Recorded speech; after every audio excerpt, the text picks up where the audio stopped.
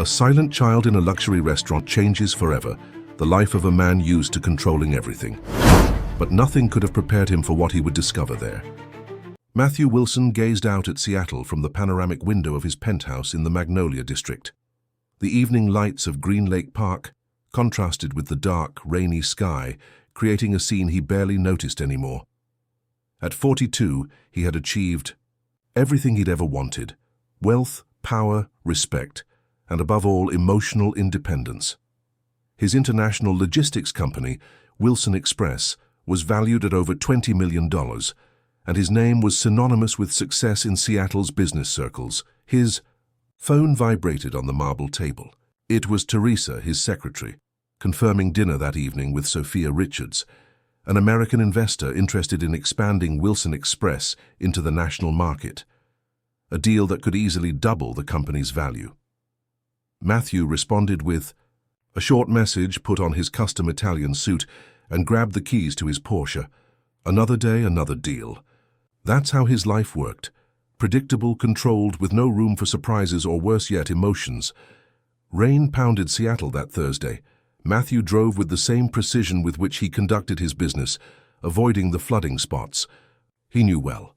The Wellington restaurant, housed in a historic mansion in Capitol Hill, was the meeting place for Seattle's elite.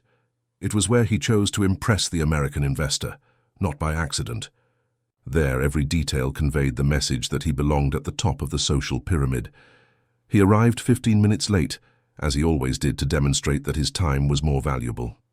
He handed his keys to the valet and hurried inside, sheltering from the rain. The restaurant's interior was an oasis of elegance and discretion. Crystal chandeliers, live classical music, waiters in impeccable attire, and a clientele that could easily feature on lists of the most influential people in the Pacific Northwest. "Mr. Wilson, good evening. Miss Richards is already waiting for you at the reserved table," said the maitre d' with an almost imperceptible bow. Matthew merely nodded, removing his wet coat and handing it to an employee. He walked between the tables, discreetly greeting some acquaintances, but not stopping for conversation. Time was money, and he wasn't in the habit of wasting either. Sophia Richards was seated at a table in the main dining room, examining the wine list with interest. She was a middle-aged woman with short brown hair and a tailored suit that screamed Wall Street. She stood to greet him with a firm handshake. "Mr. Wilson, we finally meet in person," she said. "Please call me Matthew," he replied, assuming his role as charming host. "I hope you found the restaurant without difficulty." "Your driver was very efficient," she smiled. "Seattle is a charming city, even in the rain." Matthew gestured to a passing waiter without even looking directly at him. "Shall we order wine to start?" It was at that moment that instead of the expected waiter, a small figure approached the table. A girl, no more than 7 years old, wearing a waitress uniform clearly too large for her tiny body. She held a menu with both hands, as if it were a precious object that might break at any moment. Matthew looked up, ready to dismiss the child and call for a proper employee, when something made him freeze. The girl had large, dark, deeply expressive eyes that seemed to observe him with disturbing intensity. Her face, small and delicate, had features he knew, features he hadn't seen in years, but that remained etched somewhere in his memory. The E. "Menu, sir," said the girl in a low voice, extending the object with slightly trembling hands. Matthew couldn't move. Something about that child completely paralyzed him. It wasn't just the strange physical resemblance to someone from his past, but something deeper, more instinctive. A connection he didn't want to acknowledge, but that imposed itself like a punch to the stomach. "Is everything okay?" asked Sophia, noticing his altered expression. Before Matthew could respond, a middle-aged woman hurriedly approached the table. She wore the uniform of the restaurant's more senior staff and had an expression of apology mixed with apprehension on her face. "Lily, what are you doing here?" "Go back to the counter right now," said the woman in a low but firm voice, placing her hand on the girl's shoulder. It was at that moment that Matthew recognized her. Sarah Mendoza, Rebecca's sister, the woman with whom he had had a brief relationship almost 8 years ago, the woman who got pregnant and from whom he distanced himself, making it clear he would not assume any responsibility. The woman he had, blocked from his memory like erasing an error in a spreadsheet. Sarah looked at Matthew, and her eyes conveyed a mixture of surprise and something close to contempt. She clearly recognized him too. For a second, time seemed to freeze between the three of them, while Sophia Richards watched the scene in confusion. "I apologize for the inconvenience." Sarah regained her professional composure. "Lily is just helping me today. It won't happen again." Matthew felt his throat go dry. "Lily?" The word escaped his lips before he could contain it. The girl looked at him with curiosity, not understanding why this man in an expensive suit seemed so shaken by her presence. Sarah gently pulled Lily by the arm, moving her away from the table. "I'll send a waiter immediately to serve you," said Sarah, already turning her back, leading the girl away. Matthew followed the two figures with his gaze as they walked away. Lily turned her head once, looking back, her eyes meeting his for a brief second before disappearing through the kitchen door. "Matthew, is everything all right?" Sophia's voice brought him back to reality. He swallowed hard, forcing himself to regain control. "Yes, of course, I apologize. Shall we order wine?" The waiter arrived and Matthew ordered the most expensive bottle in the house, trying to act normally. But while Sophia talked about market projections and business opportunities, he couldn't concentrate. His eyes constantly drifted to the kitchen door, hoping to see the girl again. And she appeared several times throughout the evening, carrying small trays with bread, helping to collect cutlery, always under Sarah's watchful supervision. With each appearance, Matthew felt his stomach sink a little more. The resemblance was undeniable. The shape of her face, the slightly pointed chin, the large expressive eyes, even the way she walked, careful and contained. That girl, Lily, was his daughter. The daughter he never wanted to know. The daughter whose existence he had deliberately ignored for almost 8 years. When dessert arrived, Matthew had barely touched his meal. Sophia seemed increasingly intrigued by his distant behavior, but politely avoided direct comments. "So, Matthew, I believe we can move forward with the terms we discussed via email," she finally asked, bringing the conversation to the central point. Matthew nodded automatically, but his mind was elsewhere. Across the room he saw Lily sitting in a corner, drawing something in a small notepad while Sarah attended to another table. The girl looked so alone, so small in that sophisticated environment. For a brief moment she looked up and their gazes crossed again. This time, Lily quickly looked away, as if she had been caught doing something wrong. "Actually, Sophia, I apologize, but I'm not feeling well," Matthew said suddenly. "Can we reschedule this conversation for tomorrow? I promise I'll be more present." Sophia looked surprised but agreed with a professional smile. "Of course, no problem. I hope you feel better soon." Matthew paid the bill generously, called a taxi for Sophia, and went out into the rainy Seattle night. In the car, instead of driving home, he sat in the restaurant parking lot for almost an hour, watching the employee entrance. When he finally saw Sarah leave with Lily, holding an umbrella over both of them, something inside him broke. Matthew didn't sleep that night.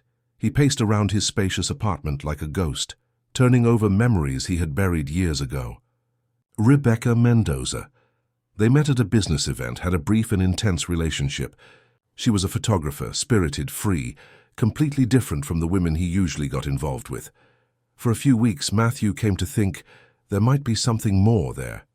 Until she called, her voice choked, to tell him about the pregnancy. His reaction was automatic, programmed.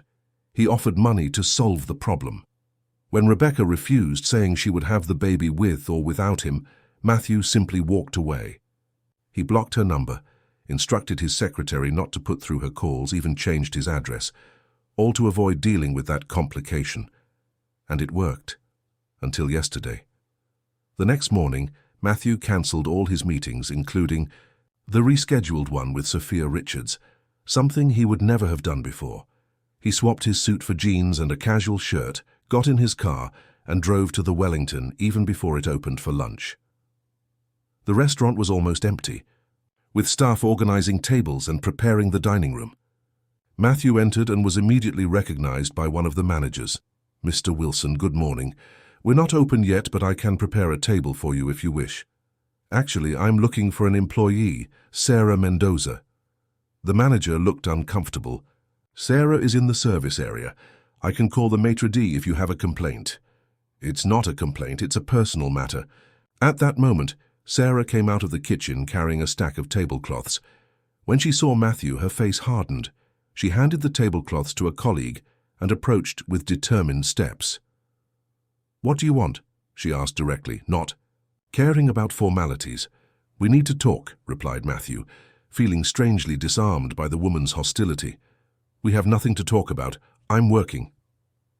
"It's about Lily." Sarah looked around, concerned that someone might hear. "Not here. Meet me at the cafe on the corner in half an hour when I take my break." Matthew nodded and left. He sat in the indicated cafe, ordered an espresso he didn't drink, and waited. Exactly 30 minutes later, Sarah entered the establishment. She sat across from him with the posture of someone who had no time to waste. "Say what you want. I have 15 minutes before I go back." Matthew took a deep breath. "Lily is my daughter, isn't she?" Sarah let out a dry laugh without humor. "Now, you want to know? After almost 8 years." "Please answer." "Yes, Matthew. Lily is your daughter. The daughter you never wanted to know. The daughter to whom you never sent even a penny or a birthday card."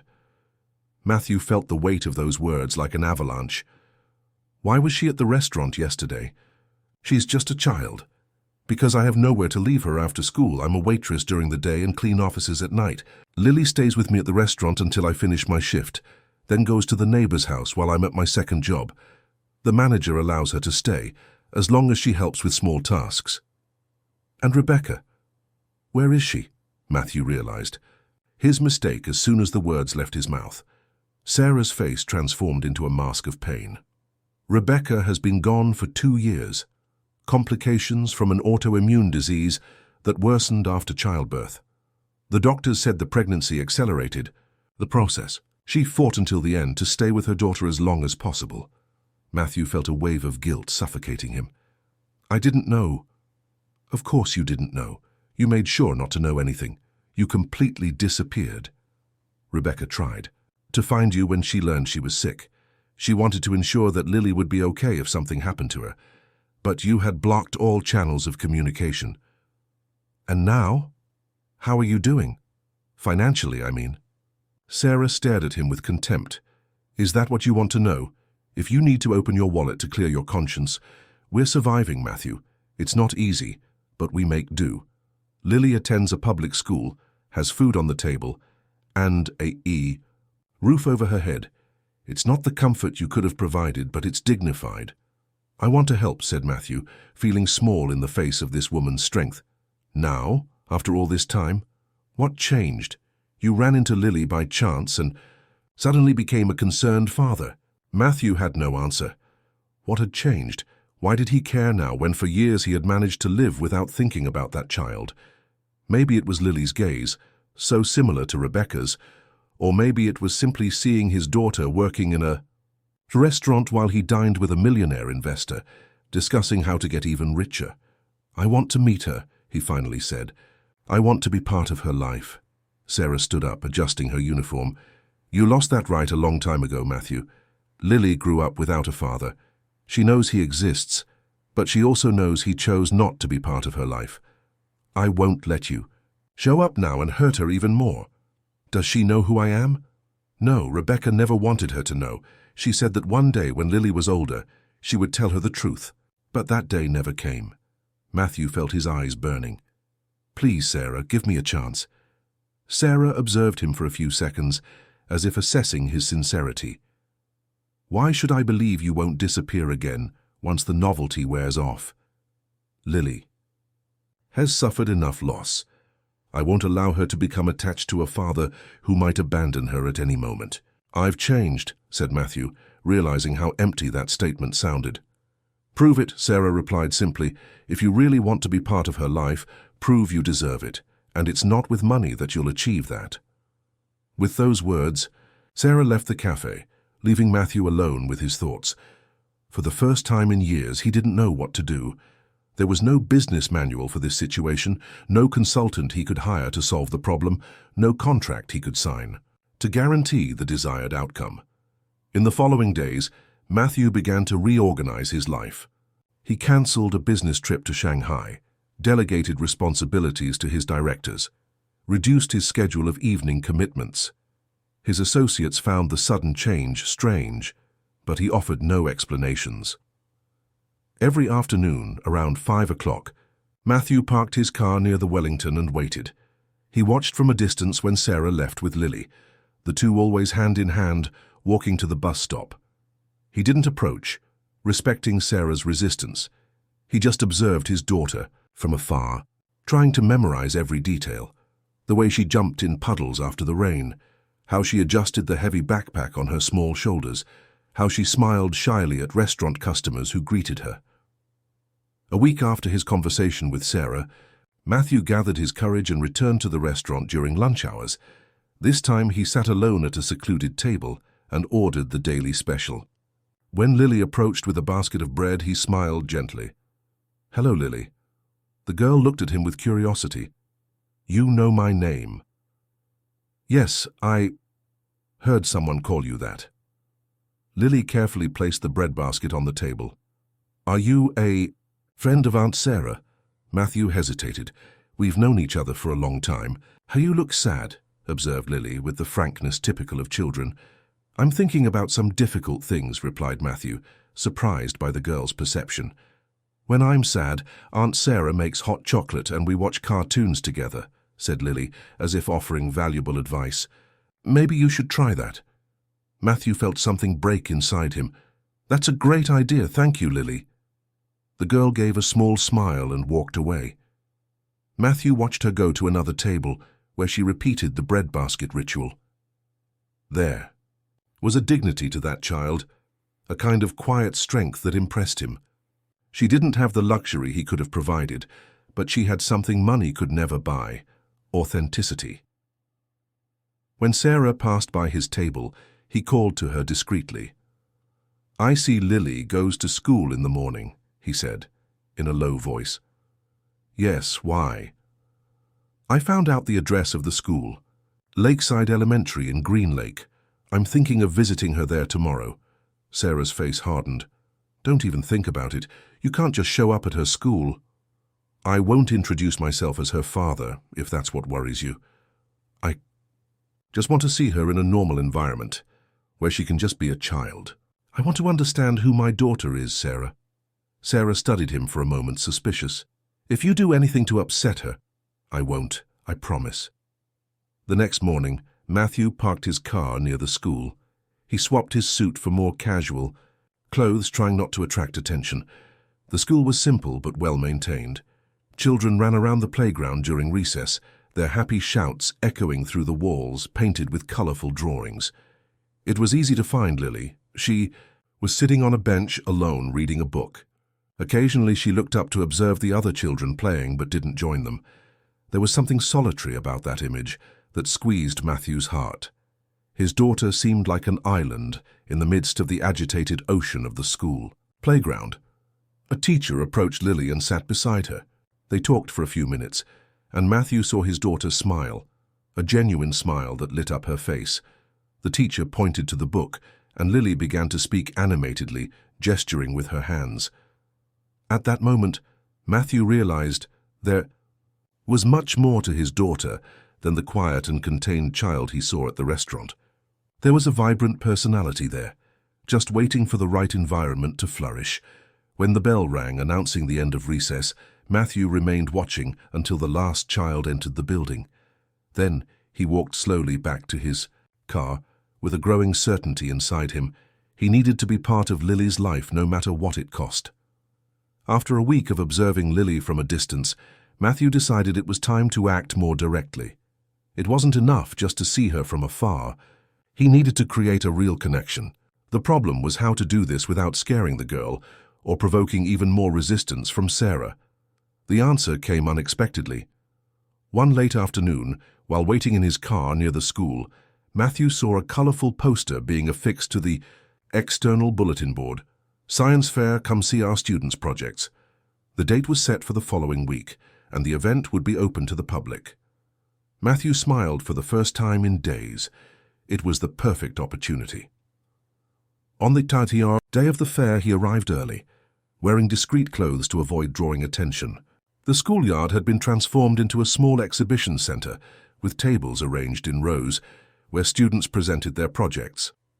Proud parents circulated among the stands, teachers guided the little scientists, and there was a general atmosphere of childish excitement in the air. Matthew walked slowly through the yard, looking for Lily. He found her in a more secluded corner, next to a table where there was a small terrarium. He approached carefully, trying to appear just an interested visitor. Lily was alone. She wore the school uniform, hair tied in a simple ponytail, and seemed nervous, constantly adjusting the objects on her table. Matthew noticed that many other students had parents beside them, helping and providing support. His heart ached when he realized his daughter was facing that important moment with no one to support her. "Hello," he said, stopping in front of the table. "May I see your project?" Lily looked up, surprised. She immediately recognized him as the man from the restaurant. "Your Aunt Sarah's friend," she said, not as a question but as a statement. "That's right," confirmed Matthew. "I was passing by and saw the fair posters. I thought it looked interesting. What are you presenting?" Lily's face lit up at the opportunity to talk about her work. "It's a miniature ecosystem," she explained, pointing to the terrarium. "Inside there are plants, small insects, and even a snail. They live together like a small forest." Matthew leaned in, genuinely interested. The terrarium was simple, but impressively well organized for a 7-year-old child.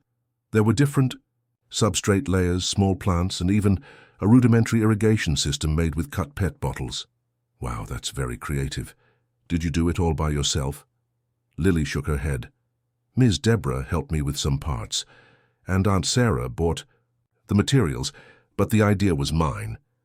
"Why did you choose to make an ecosystem?" Lily was quiet for a moment, as if pondering whether she should share her thoughts. "Because I like the idea that everything is connected," she finally said. "The plant needs the soil needs the insects need the plant. No one can live alone." Matthew felt a lump in his throat. The depth of that observation, coming from such a small child, caught him off guard. "That's very wise, Lily. My mom used to say that," she added with a hint of pride in her voice. "She was a photographer and took pictures of nature. She said nature teaches us how everything is connected." The mention of Rebecca made Matthew look away for a moment, trying to control his emotion. "Your mom seems to have been a very special person."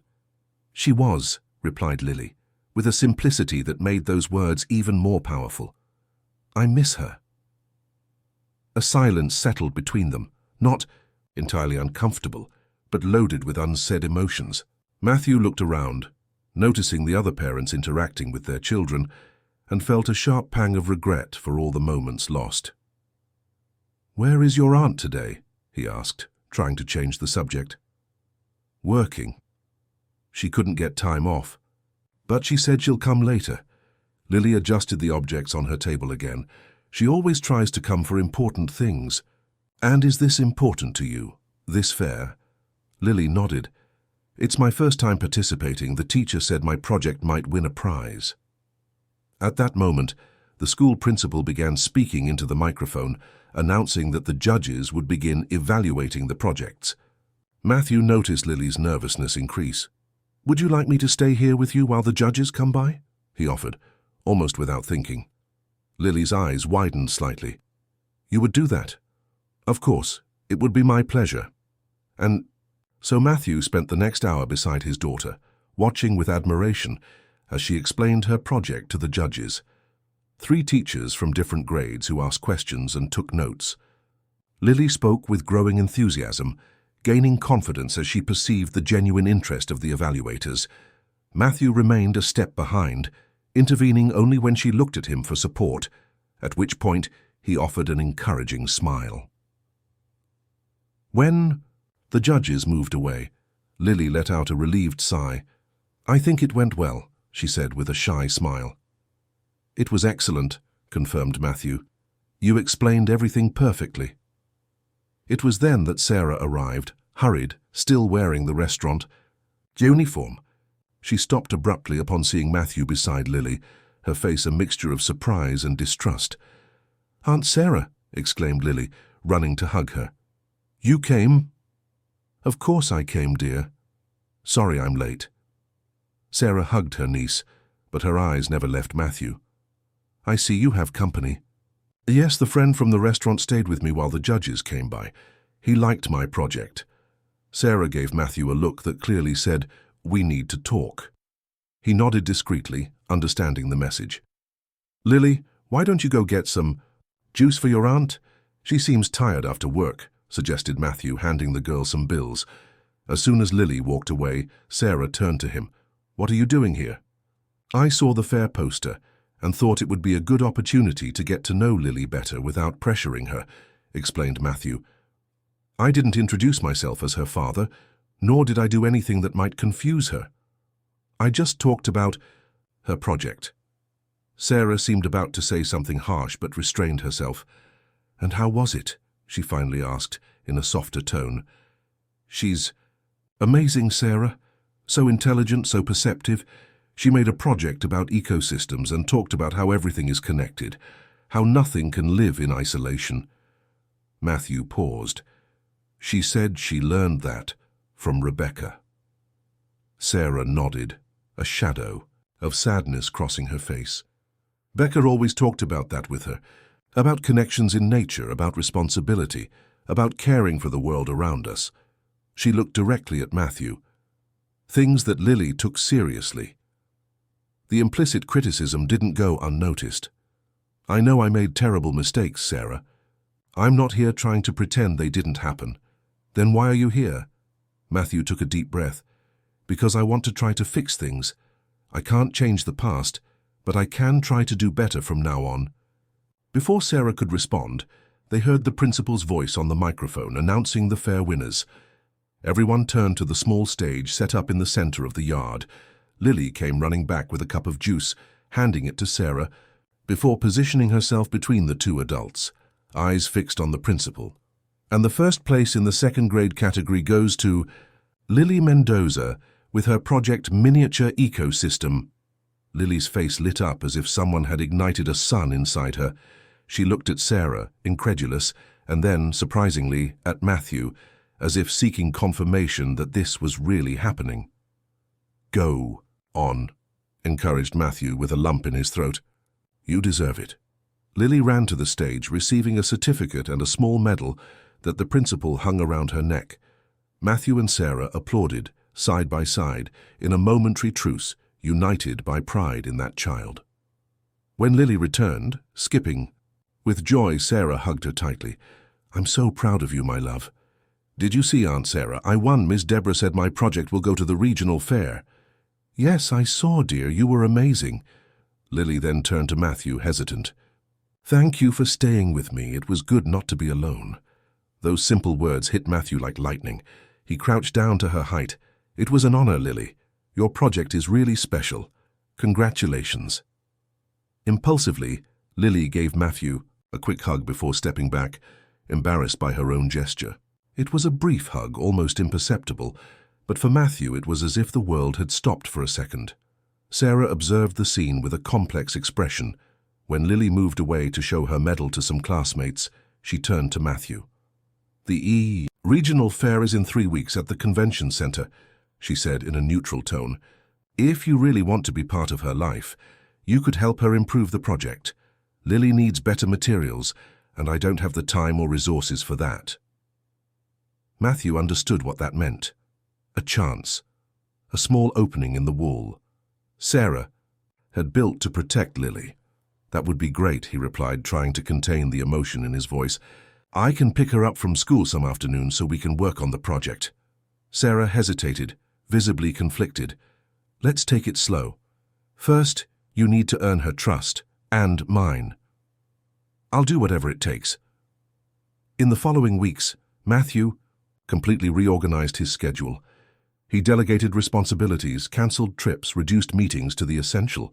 His secretary, Teresa, looked at him as if he had been abducted by aliens and replaced with a clone. "Is everything okay, Mr. Wilson?" she asked one day after he postponed a meeting with investors for the third time so he could help Lily with her project. Never been better, Teresa, he replied, with a sincerity that surprised him. Matthew began picking Lily up from school twice a week, always with Sarah's prior authorization. He took the girl to scientific material stores, museums, botanical gardens, anywhere that might inspire her or provide resources to improve her project. At first, Lily was shy and reserved with him, responding only when asked and maintaining a palpable emotional distance. But gradually, as Matthew showed genuine interest in her, ideas and respected her space, she began to open up. "Why are you helping me?" Lily asked one day, while they were choosing new plants for the terrarium at a specialized nursery. Matthew considered lying, saying something generic about liking to help children, but something in those inquisitive eyes, so similar to Rebecca's, prevented him. "Because you're special, Lily, and because I wasn't very good at helping special people in the past. I'm trying to be better now." The regional science fair was scheduled for a sunny spring Saturday. Matthew woke up early, feeling an anxiety he didn't experience even before closing big deals. He dressed carefully, opting for casual clothes. He had learned that his executive look intimidated Lily. On the way to Sarah's apartment, he stopped at a florist and bought a small bouquet of daisies, Lily's favorites, as he had discovered in one of their conversations. Sarah's apartment was in a simple neighborhood in Ballard. It was an old building, no elevator, on the 3rd floor. Matthew climbed the stairs carrying Lily's improved terrarium, which now included a miniature solar lighting system and humidity sensors that the girl had learned to assemble with his help. It was Lily who answered the door. Already dressed in a skirt and blouse that Matthew recognized as new, he had given money to Sarah to buy clothes for the occasion, after much insistence and the promise that it would be only for this special event. "Good morning," greeted Lily, with an enthusiasm that still surprised him. The girl's initial reserve had given way to growing excitement whenever she saw him. "You brought the terrarium. It looks so pretty with the new lights." Matthew smiled, handing her the flowers. "For you. For good luck today." Lily's eyes sparkled. "Thank you. I'll show Aunt Sarah. She's finishing getting ready." Sarah appeared in the living room, wearing a simple floral dress, probably the best she had. Matthew noticed she had cut her hair and used light makeup, something rare for someone who lived running between 2 jobs. "Good morning," she said with a nod. Her initial hostility had diminished in recent weeks, replaced by a kind of cautious "la truce." "Lily didn't sleep all night, she was so anxious."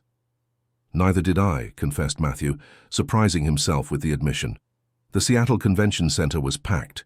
Schools from all over the region had sent their best projects, and the level of competition was much higher than at the school fair. Lily, initially intimidated by the size of the event, clutched Sarah's hand tightly as they walked to the space designated for her project. "What if no one likes it?" she whispered, as they began to set up the terrarium on her table. Matthew crouched down to her height.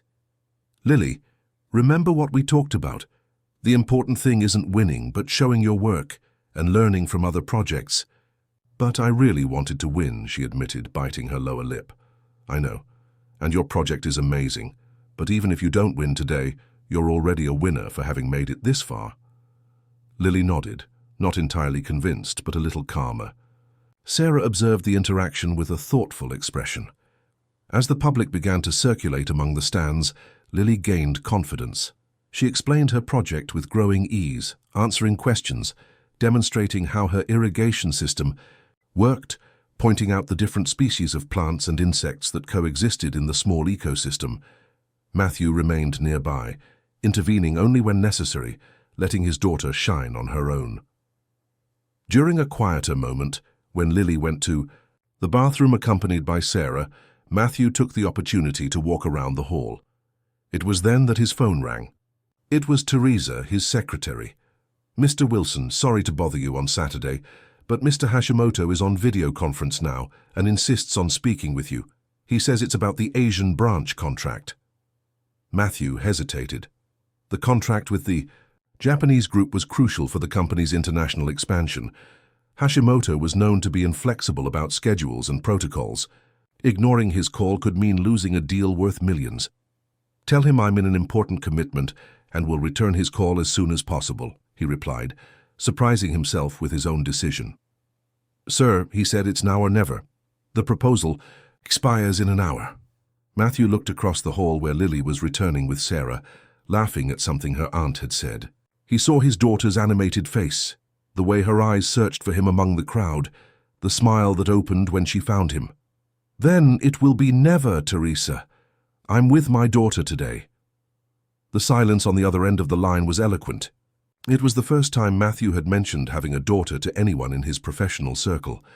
"Your daughter, sir?" "Yes, Teresa. My daughter. We'll talk Monday." He hung up the phone and returned to Lily's stand, feeling a strange lightness, as if he had left an enormous weight behind. The award ceremony took place late in the afternoon. Lily held Sarah and Matthew's hands while the judges announced the winners category by category. When it was time for the children's category, she squeezed their fingers so hard it almost hurt. And the second place in the children's category goes to Lily Mendoza from Lakeside Elementary School with the project Sustainable Miniature Ecosystem. It wasn't the first place Lily had dreamed of, but the joy on her face was indescribable. She jumped with excitement, hugging Sarah first and, then to everyone's surprise, throwing herself into Matthew's arms, who lifted her off the ground in an impulse. "We did it!" she shouted, forgetting all shyness. "We did it, Matthew." It was the first time she had called him by his name instead of Sir or Aunt Sarah's friend. Matthew felt something warm spread in his chest, an emotion for which he had no name. After the ceremony, as they were dismantling the project, Sarah pulled Matthew aside. "Thank you," she said simply. "For today, for these weeks, Lily is different, happier." Matthew nodded, not trusting his own voice. "She asked if you could come to dinner with us next week," continued Sarah. "Her birthday is coming up, and she wants you to be there." I would love to," he replied, his voice choked. "Matthew," Sarah hesitated, choosing her words carefully, "I know you're making an effort, that you seem genuinely interested in Lily, but I need to be sure this isn't just a phase, a temporary charity project that you'll abandon when you get tired or when something more important comes up." "It's not," he affirmed, with a conviction that surprised them both. "Lily is my daughter, Sarah. It took me too long to realize what that means, but now I know, and I'm not going anywhere." Sarah studied his face for a long moment. "All right, but let's continue to take it slow. Lily has already lost too much. I can't allow her to lose more." Lily's 8th birthday fell on a Thursday. Matthew reorganized his entire schedule to be free not just that day, but the whole week, helping with preparations. Sarah's small apartment was decorated with colorful balloons and ribbons. Matthew hired a catering service, but Sarah insisted on making the cake herself, a tradition she had maintained since Lily was small. The party was simple, just a few schoolmates, 2 teachers, the neighbor who looked after Lily at night, and Matthew. There were no other relatives. Rebecca and Sarah had never been close to their family, who disapproved of the sisters' single pregnancy. Lily was radiant in her new dress, running among the guests, showing her presence, blowing out the candles with her eyes closed to make a wish. Matthew watched her, feeling a mixture of joy and sadness for all the birthdays he had missed. When the guests began to leave, Lily approached him with a piece of cake in her hands. "I saved the last piece for you," she said, handing him the plate. "It's the lucky piece with more frosting." Matthew accepted, touched. "Thank you, Lily, it's delicious." She stood in front of him, rocking back and forth on her heels, as if wanting to say something more. "What is it?" he asked gently. "Will you keep coming to see us after my party, even now that the science project is over?" The question hit Matthew like an arrow. He put the plate aside and crouched down to her height. "Of course, Lily, I'm not here just because of the project. I'm here for you." Lily studied him with those serious eyes, so adult in such a young face. "Why?" Matthew felt that the moment of truth had arrived. He looked at Sarah, who was watching the scene from the kitchen, and received a small nod, permission to proceed, albeit with care. Lily, do you remember when you asked me why I was helping you and I said it was because you're special? She nodded. Well, you're special to me in a way that I didn't know until I met you. When I was younger, I knew your mother.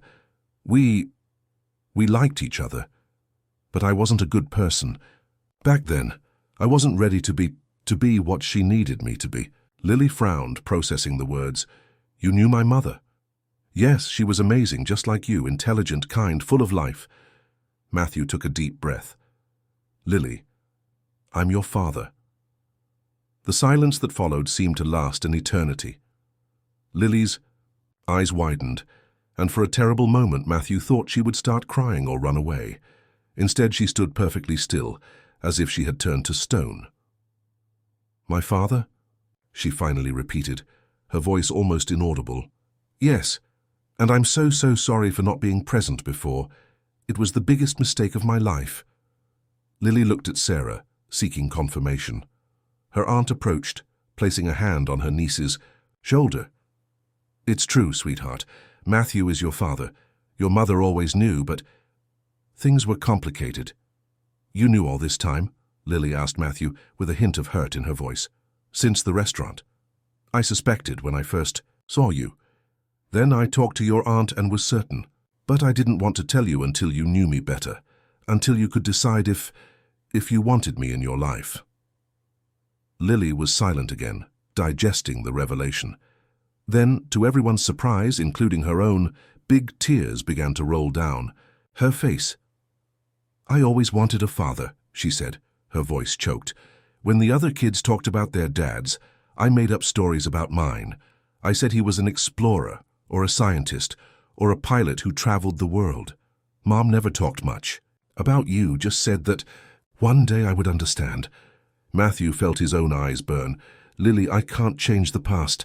I can't recover the years I lost with you, but I promise, if you give me a chance, that I'll be here from now on, forever. The girl wiped away the tears with the backs of her hands. Do you really promise? You won't disappear again? I promise with all the certainty in the world. Lily took a step forward and hesitantly extended her arms. Matthew hugged her carefully, as if she were made of glass. He felt the small body tremble against his and held her a little tighter, trying to convey through that embrace all the love he had denied for so long. Can I call you Dad? She whispered against his shoulder. Matthew couldn't respond immediately, emotion closing his throat. He just nodded, feeling tears finally escape from his eyes. Dad, said Lily, trying out the word as if it were something new and precious. My dad. Sarah watched the scene with tearful eyes. She had resisted for so long, protecting Lily from another disappointment.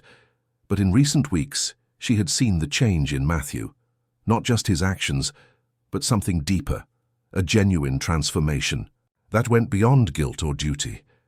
Maybe, she thought, people really could change. Maybe it wasn't too late for Lily to have the father she always deserved. In the weeks following the revelation, Matthew faced the greatest challenge of his life. Learning to be a father. There was no instruction manual, no preparatory course, no business strategy he could apply.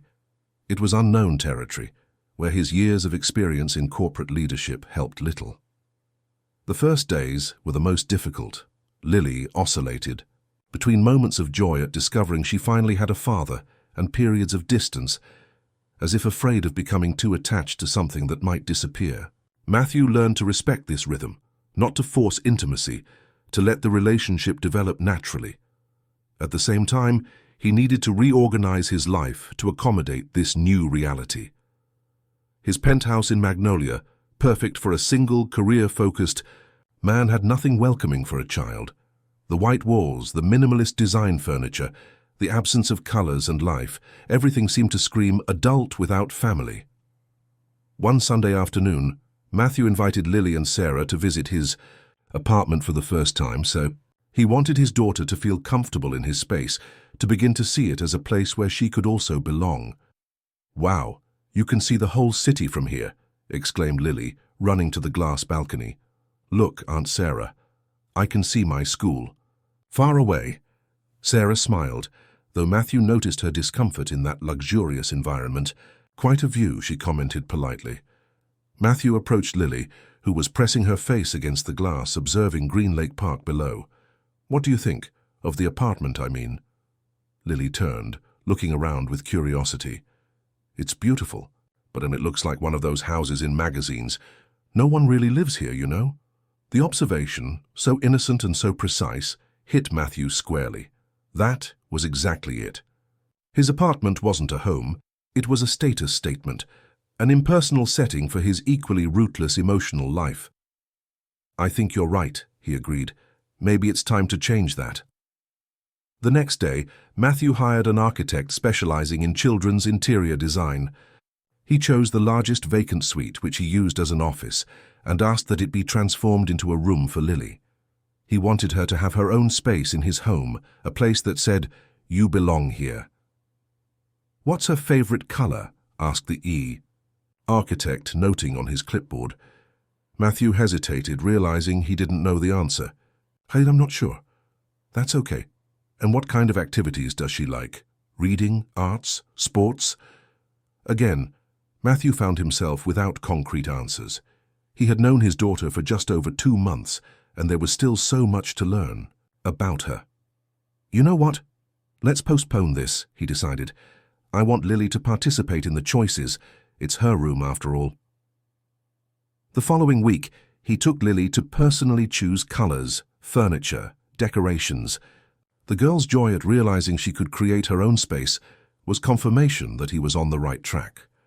I want teal on the walls, she declared, pointing to a deep tone that Matthew would never have considered for a child's room, and shelves, for my books, lots of shelves, and a corner for me to do experiments. The result was a room that perfectly reflected Lily's unique personality, walls in intense blue, a canopy bed where she hung star-shaped lights, shelves filled with books on science and nature, and a small work table where she could develop her projects.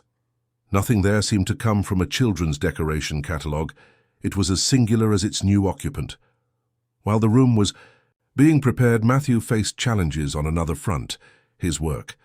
For years, Wilson Express had been the absolute center of his life.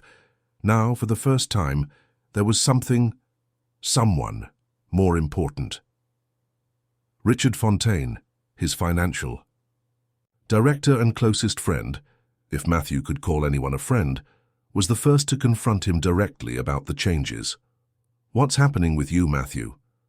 He asked after a meeting in which Matthew had participated remotely, something unthinkable before. Cancelling trips, delegating important negotiations, leaving the office early.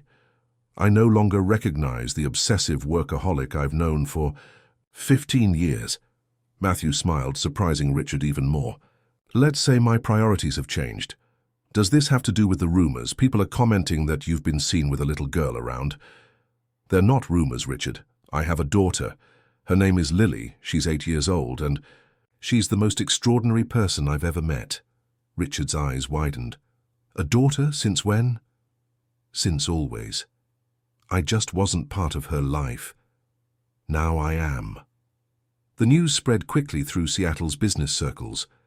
The confirmed bachelor, known for prioritizing business above all else, was now seen buying school supplies, attending children's presentations, walking through the park hand in hand with a dark-haired little girl. The reactions varied. Some saw the change as a sign of weakness, the business shark finally losing focus. Others, especially those with families, showed a new form of respect. Several people who previously treated him with fearful deference began to see him as more human, more accessible. One day, during a business lunch, an important client commented, "I heard you recently discovered you have a daughter. How are you handling that?" Matthew corrected him immediately.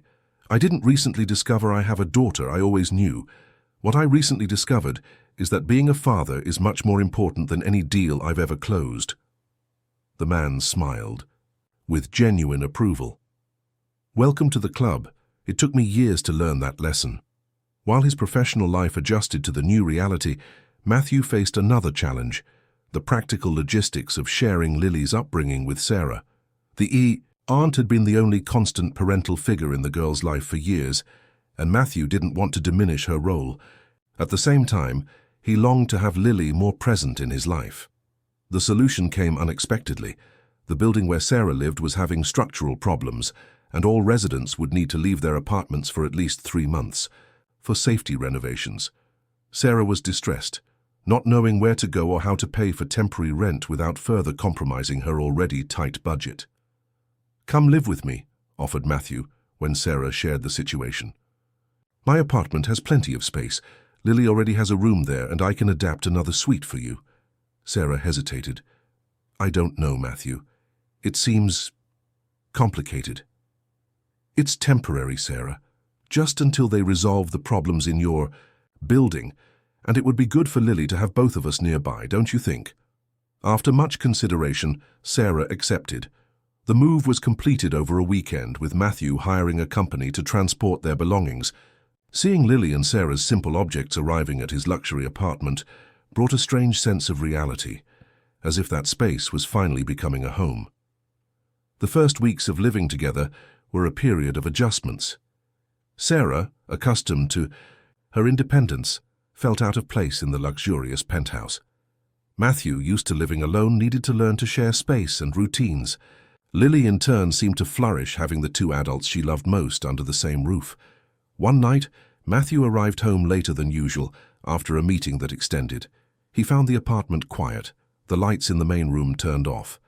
He walked to Lily's room to check if she was already asleep and stopped at the door, surprised by the scene. Sarah was sitting on the edge of the bed with a storybook in her lap. Lily, already in pajamas, was listening attentively. But what caught Matthew's attention was the subject of the story Sarah was telling. It was about Rebecca. "And then your mother decided she needed to photograph that sunset, even with the rain approaching," narrated Sarah with a nostalgic smile.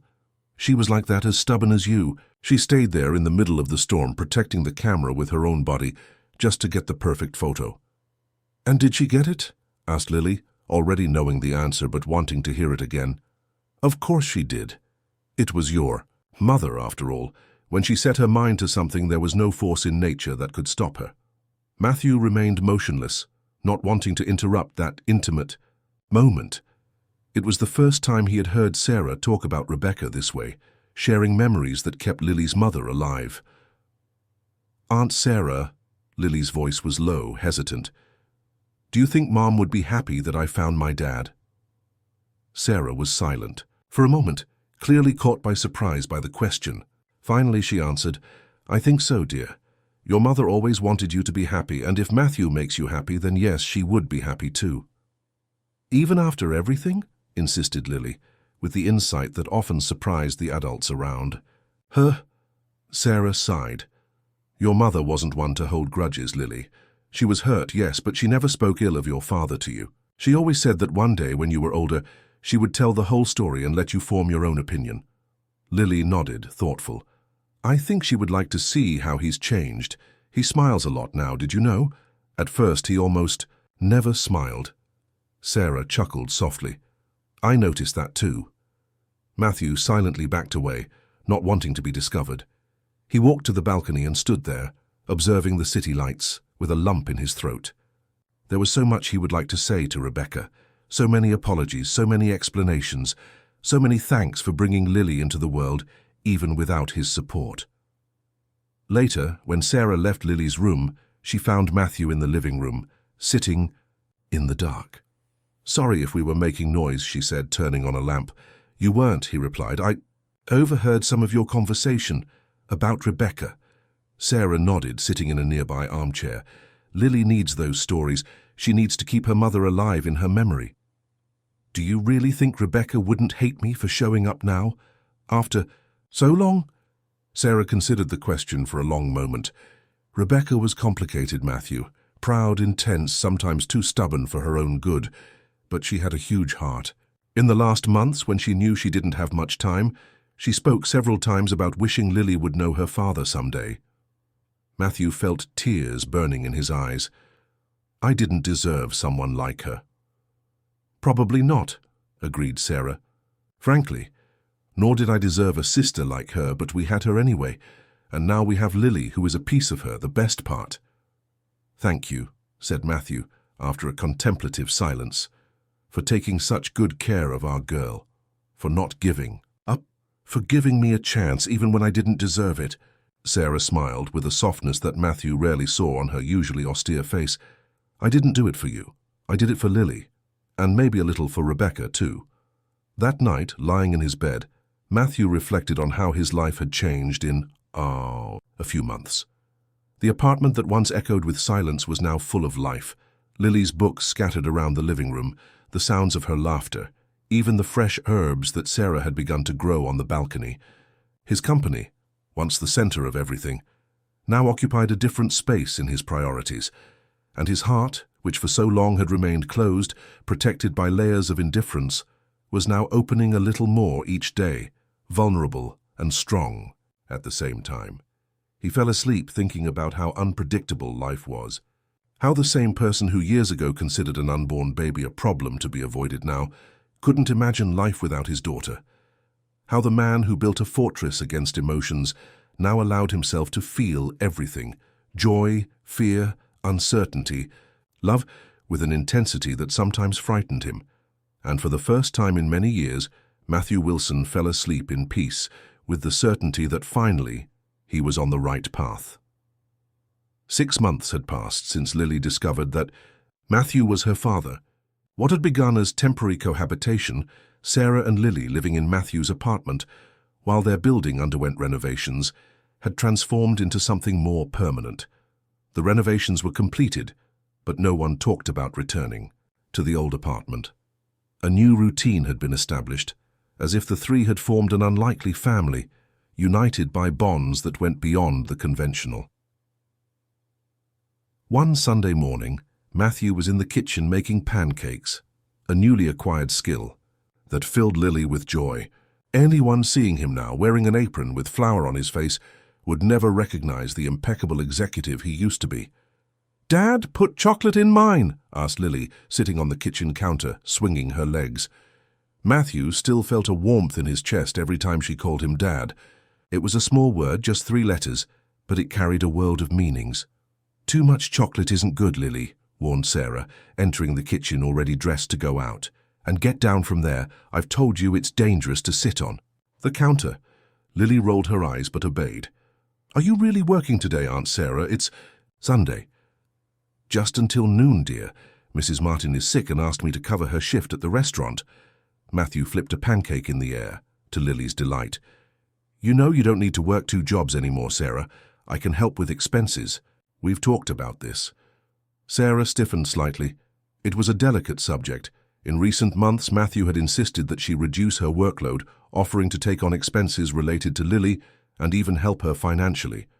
Sarah, however, valued her independence. "I know that," she replied, picking up her purse, "but I prefer to maintain my routine for now. And I already agreed to leave the night job, didn't I?" It was true. After much insistence from Matthew and Lily, Sarah had finally agreed to leave the office cleaning job, keeping only the restaurant employment. It was a compromise everyone could accept, though Matthew secretly hoped that, with time, she would allow herself to rest more. "Besides," continued Sarah, "I like the Wellington. That's where it all began, wasn't it?" Matthew smiled, remembering that rainy night that changed his life. "Yes, that's where we reconnected, and where I met Lily." "And where you looked like a fool when you saw me," added Lily, laughing. "That's true," admitted Matthew, placing a stack of pancakes in front of his daughter. "I've never felt so confused in my life." After breakfast, while Sarah left for work, Matthew and Lily maintained what had become a Sunday tradition, a walk through Green Lake Park. It was the favorite moment of the week for both, when they could simply be together, without the pressure of schedules or commitments. They walked along the edge of the lake, Lily occasionally, running ahead to observe a bird or feed the ducks. Matthew followed her, amazed by his daughter's inexhaustible energy and curiosity. "Dad," called Lily, suddenly stopping in front of a wooden bench. "Can we sit here? I want to ask you something." The girl's serious tone caught Matthew's attention. They sat side by side, watching the lake ahead. "What is it, honey?" Lily took a deep breath, as if preparing for something important. "Why didn't you want to meet me when I was born? Aunt Sarah said you knew about my existence." Matthew felt his stomach sink. He knew this moment would eventually come, but he didn't expect it to be so soon. He had imagined this conversation many times, rehearsed explanations, sought words that could justify the unjustifiable. But now, faced with his daughter's inquisitive eyes, all the mental elaborations seemed inadequate. "Lily," he began carefully, choosing his words. "There isn't a simple answer to that. Or rather there is, but it's not a pretty answer." "I just want the truth," she said, with a maturity that sometimes frightened him. Matthew took a deep breath. "The truth is that I was afraid. Not of you, but of everything you represented. Responsibility, commitment, the possibility of failing as a father. I wasn't ready for that. Or I thought I wasn't. But what about Mom? She had to do everything. Alone." "Yes," admitted Matthew, feeling the weight of guilt. "Your mother was much braver than I was. She chose to love you above all else, while I chose to run away.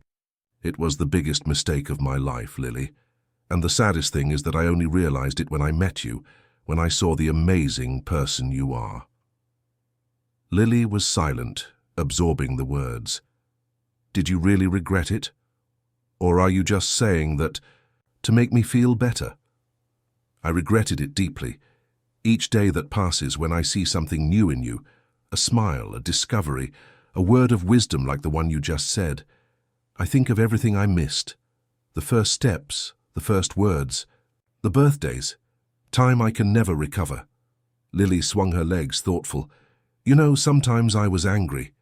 When I saw other parents picking up children at school, or when there was a presentation and only Aunt Sarah was there, I made up stories about you. I said you were an explorer lost in the Amazon, or a scientist researching at the North Pole. Anything was better than thinking you simply didn't want me." The words hit Matthew like a punch. "Lily, I'm so sorry, more than I can express." "It's okay," she said, surprising him. "I'm happy you're here now. Better late than never, right? Isn't that what they say?" Matthew felt his eyes well up. The capacity for forgiveness of this 8-year-old child was a lesson that many adults, including himself, never learned. He pulled her into a hug, feeling the small body nestled against his. "I love you, Lily, more than I ever thought I was capable of loving anyone." "I love you too, Dad," she replied, her voice muffled against his chest. Then she pulled back, a bit to look him in the eyes. "But you have to promise me one thing. Anything. Promise that you'll never leave again, that you'll stay with me and Aunt Sarah. Forever." Matthew hesitated for a second, not because of the promise itself, which he would gladly make, but because of the mention of Sarah. In recent months, something had changed between him and Lily's aunt.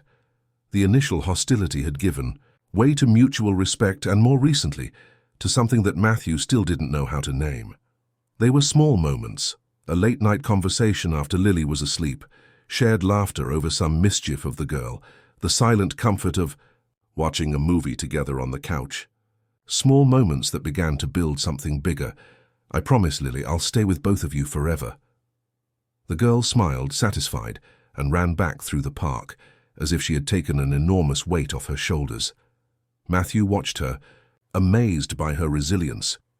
Lily had inherited the best of Rebecca, her strength, her capacity to forgive, her contagious joy, and perhaps, he liked to think, a little of him too. The determination, the analytical intelligence, the curiosity about how things worked. When they returned home, they found Sarah already back from work, preparing lunch in the kitchen. Lily ran to hug her, as if she hadn't seen her in days, not just a few hours. "Aunt Sarah, guess what? Daddy promised he'll stay with us forever." Sarah looked at Matthew, an eyebrow raised in question. "Really? That's an important promise." The most important I've ever made," he confirmed, holding her gaze. Later, after lunch, when Lily retired to read in her room, Matthew found Sarah on the balcony, watering the plants she had brought to the apartment, transforming the once sterile space into a small green oasis. "Lily asked me today why I didn't want to meet her when she was born," he commented, stopping beside Sarah. She continued watering the plants, showing no surprise. "I imagined that day would come." "How did you answer?" "With the truth that I was afraid, that I was a coward, that I deeply regret it." Sarah nodded. That was the best you could do. Lily values honesty above all else, just like her mother. She has a lot of Rebecca in her, agreed Matthew. The same inner strength, the same generosity. And she also has things from you, added Sarah, surprising him. That determination when she wants to learn something new, the way she analyzes problems, seeking logical solutions, even that wrinkle that appears between her eyebrows when she's concentrating. Matthew smiled, touched by the observation. Do you really think so? I'm certain. I've been observing Lily for 8 years, Matthew. I know every expression, every gesture. And in recent months I've seen more and more of you in her. Or maybe it was always there and I just didn't have a point of comparison. They remained silent for a moment, side by side on the balcony, observing the city below. It was a comfortable silence, the kind that only exists between people who have crossed barriers and found common ground. Sarah, began Matthew, hesitant, the renovations in your building were completed almost 2 months ago. She stopped watering the plants but didn't look at him. I know. You and Lily haven't mentioned going back there. Lily loves being here. Her room, the view, being close. To you? And you, asked Matthew, gathering courage. What do you want, Sarah? She finally turned to face him. What do I want? Yes. Not what's best for Lily, or what would be more practical. What you, Sarah Mendoza, really want. Sarah put the watering can on the floor, buying time. I want what's best for all of us. That doesn't answer my question, she sighed. What do you want me to say, Matthew? That I've gotten used to living here, that I like our routine, our dinners, our conversations after Lily goes to sleep. That sometimes when you're not looking, I observe how you've changed, how you've become this man I never imagined could exist beneath that cold businessman facade. Is that what you want to hear? Matthew felt his heart race. Yes, that's exactly what I want to hear. Why? Because in these last months you and Lily haven't just entered my life, you've become my life. And the idea of going back to how it was before, of you two not being here every day, is unbearable. Sarah studied him with those insightful eyes that always seem to see beyond appearances. What exactly are you suggesting? I'm suggesting that you stay, permanently, not as a temporary solution, but as a choice, a family. A family, repeated Sarah, testing the word. Is this a proposal, Matthew? He took a step forward, reducing the distance between them. If you want it to be. Sarah shook her head, but there was a reluctant smile on her lips. A year ago, I hated you. I thought you were the last person in the world who could make me happy. And now? Now, I don't know. Everything changed so quickly. You changed. I changed. Lily is happier than I've ever seen her before. But I'm afraid of trusting, of allowing myself to believe this is real and lasting. Matthew understood the fear. It was the same he himself had felt for years, the fear of vulnerability, of opening oneself to the risk of being hurt, the fear that had made him lose so many years of Lily's life. I'm afraid too, he admitted, but I learned from Lily that some things are worth the risk, that sometimes we need to take a leap of faith. Sarah was silent for a long moment. Finally, with a sigh that seemed to release years of tension, she said, We can try. I don't know if it will work, but we can try. Matthew smiled, feeling a wave of relief and happiness. That's all I ask. At that moment, they heard the sound of hurried footsteps. Lily appeared at the balcony door, her eyes shining with excitement. You won't believe it. I was accepted into the Young Scientists program at the Natural History Museum. Miss Deborah just called. Matthew and Sarah looked at each other, momentarily forgetting the previous conversation, united by the girl's joy. That's wonderful, Lily, exclaimed Sarah, opening her arms to her niece. Congratulations, honey. Matthew joined the hug, forming a small circle of celebration. We're so proud of you. I'll be the youngest scientist in the program, continued Lily, barely able to contain her excitement. I'll work with a real researcher, studying local ecosystems, just like my science fair project. As Lily animatedly described the details of the program, Matthew observed the two women in his life, one still a child, overflowing with possibilities, the other strong and resilient, who had faced so many difficulties to get here. He felt a gratitude so deep he could barely breathe. Years ago, he had built his life around external achievements, money, power, status. He believed success was about controlling everything, never allowing himself to be vulnerable. Now he understood that true success was there, in that simple moment of shared joy, in the capacity to love and be loved, in the courage to open his heart, even knowing it made him vulnerable. Later that night, after Lily finally fell asleep, exhausted from so much excitement, Matthew and Sarah sat in the living room, sharing a wine in comfortable silence. Through the window, they could see Seattle's lights shining like earthly stars. "You know what's funny?" commented Sarah, breaking the silence. "For years, I could only see you as the man who abandoned my sister when she needed him most. The villain of the story." "And I was," admitted Matthew. "At that time, I was exactly that. But people change," she continued. "Rebecca always said that no one is just one thing, that we all have the capacity to evolve, to become better versions of ourselves." "Your sister was a wise woman." "Yes, she was." Sarah twirled the wineglass between her fingers, thoughtful. "You know what else she used to say? That forgiving isn't forgetting, it's choosing to move forward. It took me a while to understand that it was, and now?" Sarah raised her eyes, meeting his. "Now I understand, and I choose to move forward, with us, with this unlikely family we've formed." Matthew extended his hand, gently touching Sarah's face. "Not so unlikely. After all, we're all connected, as Lily would say, like the ecosystem in her terrarium." Sarah smiled, leaning closer. "Who would have thought we'd learn so much from an 8-year-old child? The best lessons usually come from the most unexpected sources. And so, under Seattle's starry sky, a new family found its way. Not a conventional family, certainly, but a true family, built on foundations of forgiveness, acceptance, and love. The kind of love that doesn't demand perfection, just the courage to try, fail, and try again." Matthew Wilson, who once believed vulnerability was weakness, finally understood the truth. The greatest strength is in opening your heart, in allowing yourself to be transformed by love. And in his daughter Lily, in Sarah's resilience, in Rebecca's memory, he had found not just a family, but